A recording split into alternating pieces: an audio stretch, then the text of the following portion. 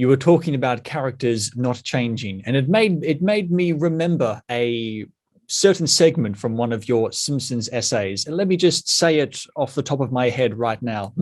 This is from July 2021, when you were writing about a streetcar named Marge, where Marge does this streetcar. Oh, oh, oh, Streetcar, the musical based on the Streetcar Named Desire. All right, very good episode though. Oh well, let's delve into it. I mean, you'll do that, and I'll just listen and agree. All right, here we go. This is what you said. Marge suffers because a well-meaning attempt at positive representation, blended with a comic inversion, dumped all the negative personality traits into her husband. She suffers because her universe is one where her husband can't grow. She suffers because as he can't grow, neither can she, so she can never really leave him. And I never really thought of that before, this grim reality between Homer and Marge. It's so easy to just see them as like a happy, lovely couple, because they do love each other. But Marge could have had such a grander life when you actually look at the actual situation. I didn't think about this. I don't think anyone's really thought about this until you came along. So what made you think this stuff, and why do you think other people haven't? Well, I mean, I'm someone out there probably has, but so the first episode broadcast in Australia, the series was like played out of order because the first run by Classic Kick Super was so poorly animated, big chunks of it had to be set back.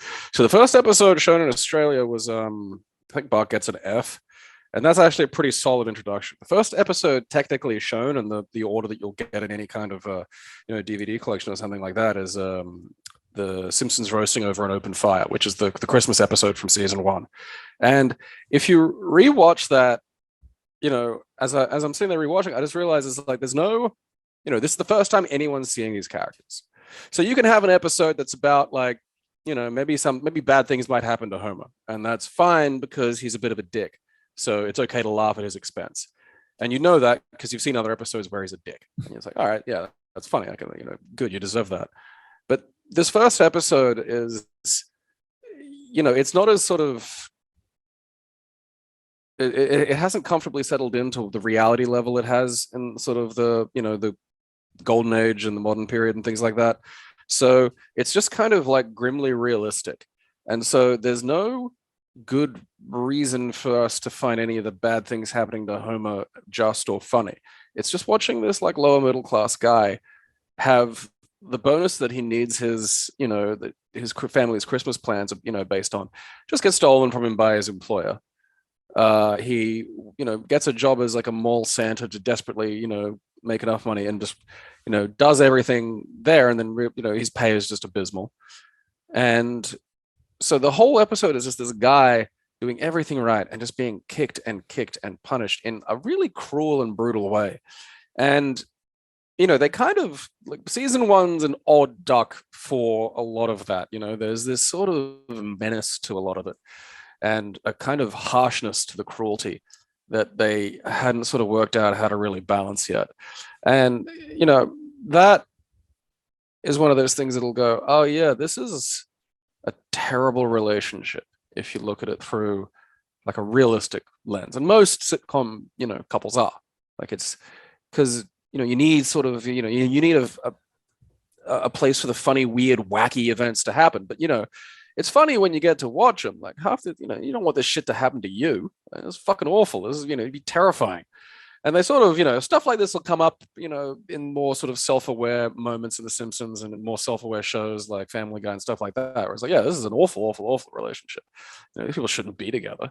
Homer loves Marge in this absolute way because she was like the first girl nice to him, basically. And he's so fucking stupid that he doesn't have any level of, second guessing or self-doubt. It just is for him. But that's not that's not necessarily a good thing, And if you look at how, like, he's affected Marge's life, the way that this is softened is through they love each other, that kind of, sitcom happy family kind of thing.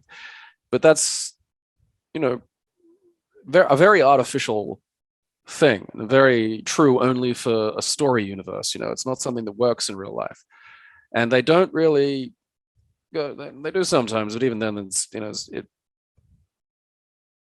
a lot of it hinges on that. They don't really go to the effort of showing like healthy elements to the relationship. And then the more you learn about Marge, the more you learn that like, because again, in season 1, she's a little bit of a different character. But as you learn more about Marge, when you see her when she's young, when you see like, things about how, she wanted to be an artist and she was actually quite good at school and things like that. And you can kind of see it's like, well, Homer basically just ruined her fucking life. And a lot of, it's like she loves him, but it's like, does she love him because she loves him, or does she love him because accepting the alternative would just completely destroy her life? Because if one measly minute she thinks she doesn't, that's it. Because it's the only thing her world is, hung on. Is this relationship is it?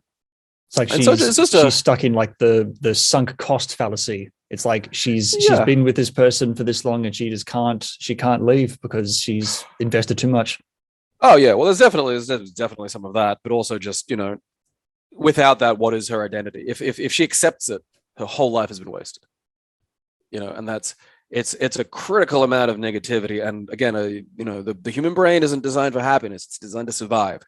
And so people will cling to things because they're known quantities and because the alternative will just gut their whole existence and identity. And that kind of makes the relationship and the sort of nature of how these sitcom plots work within a dimension where for any of the episodes to work, Homer can't grow or learn or become a better man, because you need him to be this comic oaf. And that means that every time Marge begs him to do something or to change in just a slight fucking way, like minor goddamn things, be a little bit more considerate or just, not a remarkably better human, just to think for 5 seconds, none of that can happen. And so as the series goes on, it starts to pile up and you go, series 1, series 2, series 3, and you're up to series 4 now. And, the episode, it's one of my favorite episodes, and it's an excellent episode because it's sort of, in the end, in a very sophisticated way, has Homer grow without realizing it because he's too stupid to figure that out. But he comes to the right conclusion about, A Streetcar Named Desire through Marge's performance, and comes to a realization about himself through that performance. And she didn't have to nag him. She didn't have to ask him. She didn't have to pester him. He just he had this little moment of realization by himself. And that's like, I feel like, and again, modern shows are more serialized now. So like the form of sitcom that The Simpsons is, and The Simpsons was definitely based on, that kind of thing where just everything resets at the end. Each episode has to be somebody's first episode. Like that was how they were built. Modern shows can just have characters grow and evolve because it's on the internet and it's expected you'll watch every episode from start to fucking finish. This one can't do that, so it has to. This is why it's like eventually it's going to run out.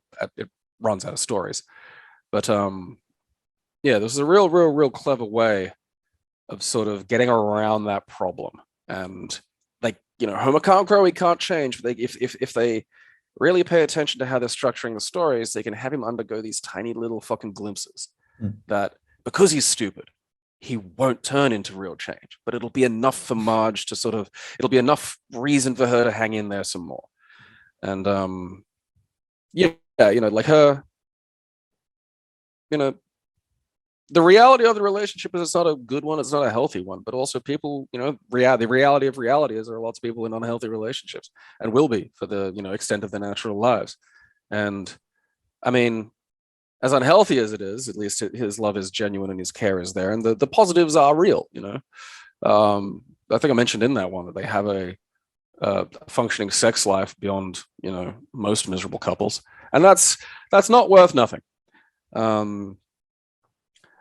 But yeah, just, Marge is like the reality of a lot of these, sort of comically sad environments aren't funny. So, if you pick away at them a little bit, you usually find something like, Marge being trapped in this sort of eternal nightmare. But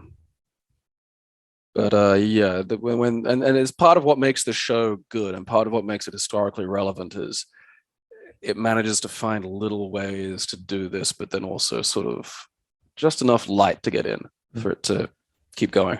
It's like they love each other in spite of the suffering. Yeah, and there is something fair to that, but not when